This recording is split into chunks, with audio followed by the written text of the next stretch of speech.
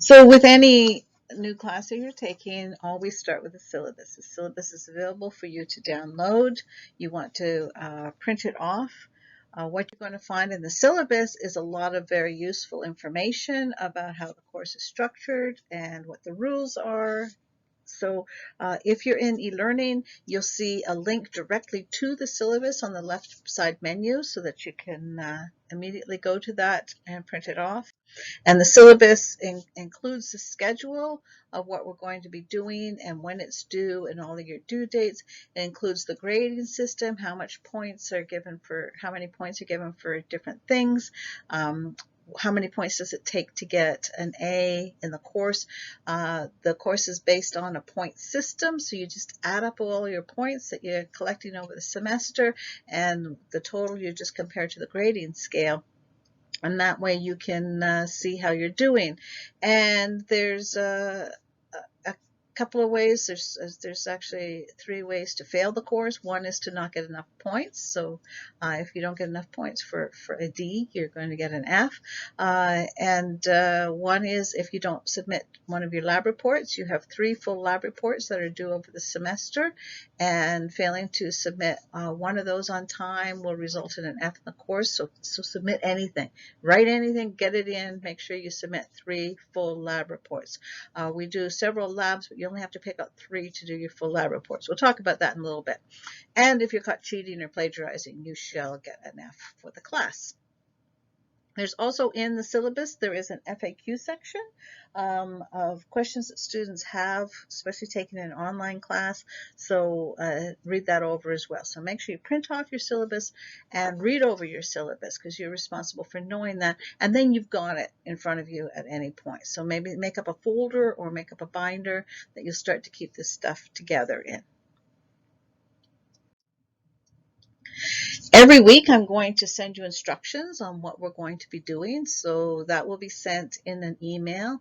Also, when you sign into e-learning, you will see that there is an announcement with the weekly instructions, and on the home page of e-learning there is the announcement section, and right below that is the weekly instructions. And those weekly instructions will each have a folder for each week that will tell you what you're doing, what's due that week, and links to everything. So you really can just start in e-learning and you can get everywhere you need to go from those weekly instructions. You don't have to search around to find things. So remember to go into the weekly instructions every week.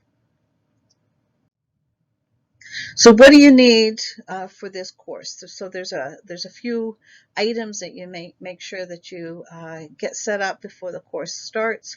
One is the textbook, the ebook. One is the lab kit. Also make sure that you have a cell phone or a camera, some way you can take photos of your class. We also use several cell phone apps. A weather app for being outside is going to be useful because you will be doing labs outside, and an internet connection at home with your computer so you can work on your data analysis and obviously do the course material. It is an online class. So the things we need: the textbook. The instructions and link for getting the textbook are on the syllabus. You can buy it through the bookstore, or you can buy it directly from the publisher, which is a cheaper way of doing it. It includes the ebook. It includes the review questions. There's guided reading assignments. I've thrown in a couple of little extra credit assignments. They're just for understanding some of the concepts and some of the graphs. So a lot of graphs and statistics in ecology. We deal with a lot of data, and getting some practice at working with that is useful. You can find a link in e-learning to your online textbook on the left column, the left menu, and when you click on that, there's a place where you compare it. So you can, if you haven't purchased your ebook already, you purchase through that link, or you can have already pre-purchased it, and then that's where you're going to pair it with your e-learning section, and that way everything can be accessed through e-learning, and the grades for doing the readings on the ebook then get transferred automatically into e-learning. If you have trouble with that, drop me an email. Ask Glenn at rcsj.edu, and I can help you pair your book.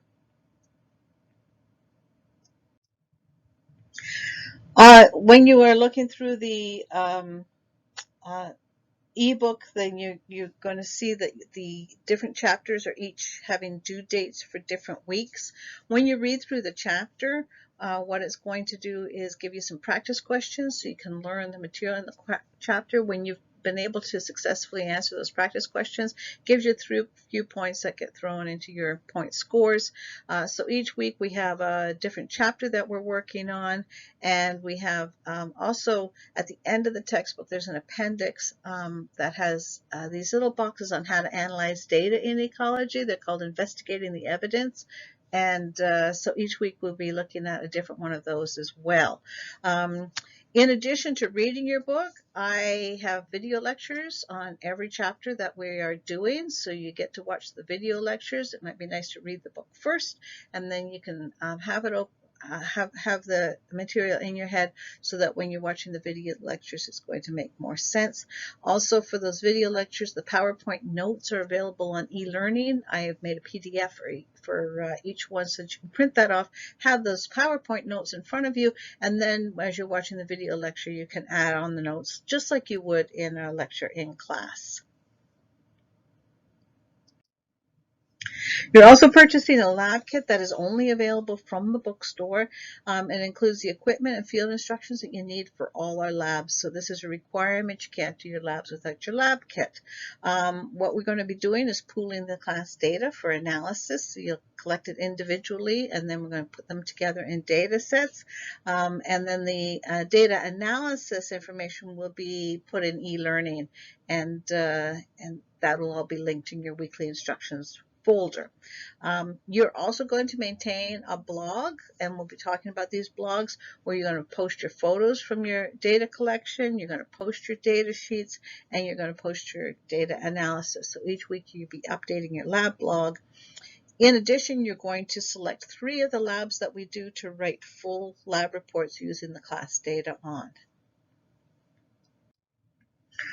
So the lab kit, you'll see in the instructions that we will have different labs are doing different weeks. Most of these labs are divided into 2 weeks. So the first week you will go outside, you'll collect the data, update your blog with the pictures, and submit your data. And then the next week we will work on analyzing that data. So there's only one lab that we have where we're not spending 2 weeks on it, and that's the survivorship lab. You'll collect the data and you'll do the graph from that data the same week. So other things you might need as you're going along, you're going to need your phone. We use some apps on the phone. Having the weather app is useful. Having your phone there for emergencies and is useful. And being able to take photos that you can use in your blog is going to be necessary. So you need a phone or a camera. You're going to find some locations to do these labs, and I'll help you if you have difficulty finding locations.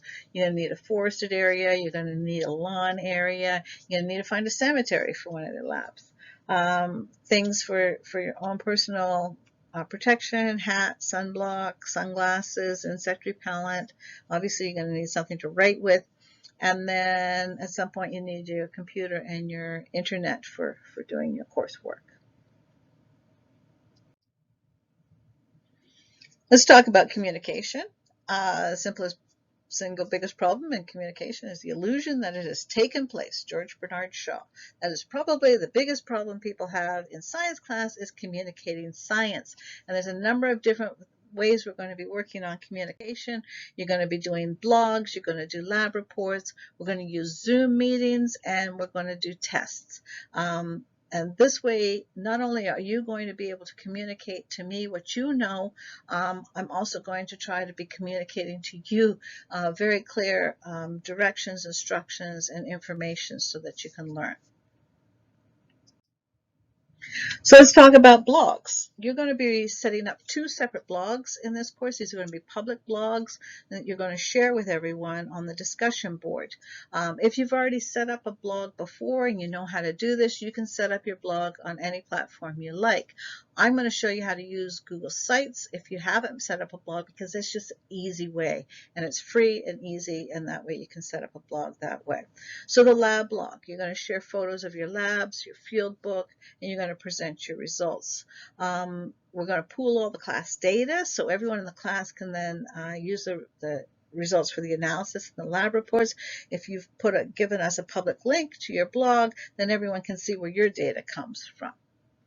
The lab blog you're going to be updating every week. The scientific paper blog, you're going to learn how to read a scientific paper, and you're going to create a blog of your review. And what we're going to do is we're going to set out each week what to add into your blog, so it's not a big job all at once. Midterm, I'm going to ask you to submit what you've got done at that time for a review, and you're going to review 6 blogs from other students. Give them some feedback so they can fix it up, and you can fix up yours. And then you complete your blog over the semester, and you'll submit it for final review. And once again, you'll go and review 6 more blogs for other students. So in total, you'll have been looking at 12 papers that other people have been reviewing, plus you're going to thoroughly review your own paper. And so once again, these links will be put on the discussion board, so you can look at at other papers that other students have reviewed. The blogs are much more creative, much more fun ways of doing things than filling out sheets or submitting assignments. And hopefully we have some fun blogs put out there. The blogs that I have set up some templates to help out on Google Sites. I'll share those templates with you, and that way you get a better idea how to structure the blog, what needs to be put in the blog. But as I say, you have the freedom, you have the flexibility to set yours up how you want to, as long as it has everything we need. Lab reports. You're going to write 3 full, complete lab reports with an introduction, with the methods, the results, the discussion, the references cited, your tables and figures, and an abstract. These are full lab reports. You're going to pick the 3 labs that you want to write up. So they have to be labs that we've done, that you have the class data for.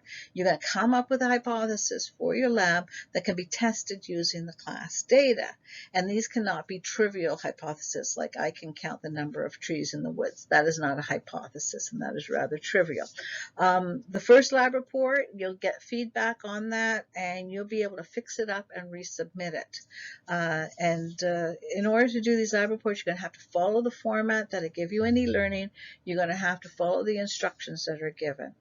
These formats are the same formats that you will see if you read any peer-reviewed scientific papers in ecology. And so you're going to be following that format. And when you have been learning how to read a scientific paper in ecology, and then you're going to write your lab report, it's going to reinforce how to communicate your lab results. Another way we're going to communicate, we're going to have Zoom meetings. These are optional. You don't have to come to a Zoom meeting. There will be open Zoom meetings that are recorded and posted, that are scheduled, and there's a link for them for you to join them. We're also going to have one-on-one office hours available. With a Zoom office hour, I will be available at that time at that link, but only one person comes in at a time. These will not be recorded and posted. These are just for your own individual chances to talk to me. So if you come into one of the one-on-one office hour meetings and you're put into a waiting room, it means I'm already talking to somebody, and when they're done, I'll let you in the order that people come into the waiting room. So the open meetings are for everybody to come at once, and that's where I can show you how to do things. The one-on-one office hours are just for individual questions and problems. If you have times that you want to meet with me one-on-one and you don't fall in on those one-on-one office hours, email me. We can set up another time that we can get together. If you have questions that you just want to ask on email, go ahead and do that. There's also a discussion board where you can post questions that are related to the lecture material, related to the chapters. And what I will do with that discussion board is I'll take a look at that before I go into the open meetings, and I can answer some of those questions with whoever shows up at the meetings. So if you don't make the open Zoom meetings, make sure you look at the recordings from the open Zoom meetings, because you probably get some useful information there. The Zoom meetings will not be held on days that we have exams. So I'm not having Zoom meetings or office hours on those particular days. So any other day but exam days. We're also not going to hold Zoom meetings on the days that college is closed over Thanksgiving. When you go into e-learning and you click on Zoom meetings, this is the screen that will pop up. It'll show you there's recurring open meetings and recurring one-on-one office hour meetings. It'll also show you the recordings. So those are the cloud recordings for the previous meetings that you might have missed. So what's a typical week like in this course? Well, a typical week, other than the first week of class, um, uh, the weeks are going to end on Friday for every week, and then your next week is going to start on a Saturday. So we're going to go from Saturdays to Fridays, Saturdays to Fridays. So I thought I'd sort of make a list of things that you would do on a typical week, and this is something you might want to do yourself, is come up with a list. So you might start out on Saturday, check the weekly instructions because those will be emailed to you on Saturdays, and print off the note sheets for the chapters so that you have that those notes when you're looking through the video, and see what's due this week, what you're going to have to focus on. Read the lab instructions for the week, and if it's a data collection outdoor lab, check the weather to pick the best day you're going to decide to go out and do that. Read your chapters. So you might want to start that on the weekend, Saturday, Sunday. These chapters are rather thick, so take your time, read a little bit, and then come back and do a little bit another time. And put questions you have on the discussion board so that at the Zoom meeting you can get those questions answered. Attend the Tuesday Zoom meeting or watch the recorded meeting and see. I'm going to sort of introduce a lot of things in the Tuesday meeting for that week. And then watch your video lectures that go with your chapter. And in the lectures, in the chapters, you're going to find review questions at the end of each section and then at the end of each chapter. And I'm going to tell you which of those questions you should pay attention to, and you should write out answers for those, because when those questions reappear in some form or related to that topic on the exam, you're going to be much better prepared for it. And then you're going to do your lab. You're going to update your lab blog. You're going to read a bit of your scientific paper and update your scientific paper blog. You might already have decided to work on a certain lab for your lab report. You're going to start working on that because those take a while to put together. And then on the Friday Zoom meetings, I'm also going to talk about what to expect of next week. So attend the Friday ones or look at the recorded Zoom meetings for those. And pay attention because we have a lot of Friday due dates. Now, let's move to an atypical week. And these are the weeks where we have exams. Days that we have exams, there are no Zoom meetings or Zoom office hours. Exams will be available from 8 in the morning to 8 in the evening. No extensions are given. No makeup exams are given. So you just have to make sure that you put these exam dates into your calendar, and you make sure that you leave yourself a couple of hours on that during that time period to work on your exam. These the weeks that we have the chapter exams, we still do labs, we still update your lab blog, you're still going to update your scientific paper review blog, but you won't have a chapter to read. You'll spend that time working on the exam instead. So put these important dates in your calendar. October 2nd is going to be the first exam based on the chapters. October 9th, that's when your first lab report is due.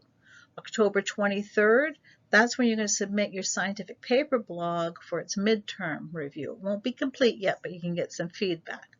November 6th is exam number 2 based on the chapters. It's also, you'll have been reviewing other people's blogs for the couple of weeks, so that those blogs will be due then as well. But you have a couple of weeks to work on those. November 13th, lab report number 2 is due. So by November 13th, you should have your first lab report back, see what you did wrong on it, and that way you can do your second lab report, and it's going to be perfect. November 20th, your scientific blog final submission is due. So your scientific blog will be all done by then. That's before Thanksgiving. It's nice to have that done and out of the way. And then you can be reviewing other people's blogs for the next few weeks. December 4th is when those reviews are due. Also, December 4th is when your third lab report is due. So that's also, if you rewrite your first lab report and fix all the mistakes, submit that on December 4th by September 4th, December 4th. You can do it earlier if you want, and that way you can make up some points there. The week of December 8th, we have 3 exams. So that's the last week of class, and we just have tests that week. So there's no chapters, there's no labs, there's nothing else but tests that week. On the Tuesday, December 8th, is the lab exam based on all the labs you've done. On the Thursday, December 10th, is the scientific paper exam, which is based on your paper that you reviewed plus the ones you reviewed from other people. And December 11th as the Friday, and that's exam 3, which is your last chapter exam. So remember to print out your syllabus. I have not covered everything in the syllabus. So we've talked about getting your textbook and your lab kit. Those are 2 important things to do so that you're all set and ready to go. And make sure that you have put the important dates into your calendar so you know when things are due. So take a little time to get organized. The prereq for the course is your General Biology 2 class, so that can also be taken as a co-req, so make sure you have the prereq or are taking it right now. The other things in the syllabus that we haven't really talked about, we haven't talked about the attendance policy, which is listed in there and explained. We have not talked about academic integrity and plagiarism, so read that over as well. There is also a section in there on classroom courtesy, on time management, and things about doing your labs outside. So read over all of that information. And there's also a section in here on academic and student support services, the affirmative action statement, and what special services gives. The FAQs, that's a very readable section, and that gives you lots of answers to your questions, so make sure that you've got that all printed out, and then the schedule. So thanks a lot, and looking forward to the class. See you soon.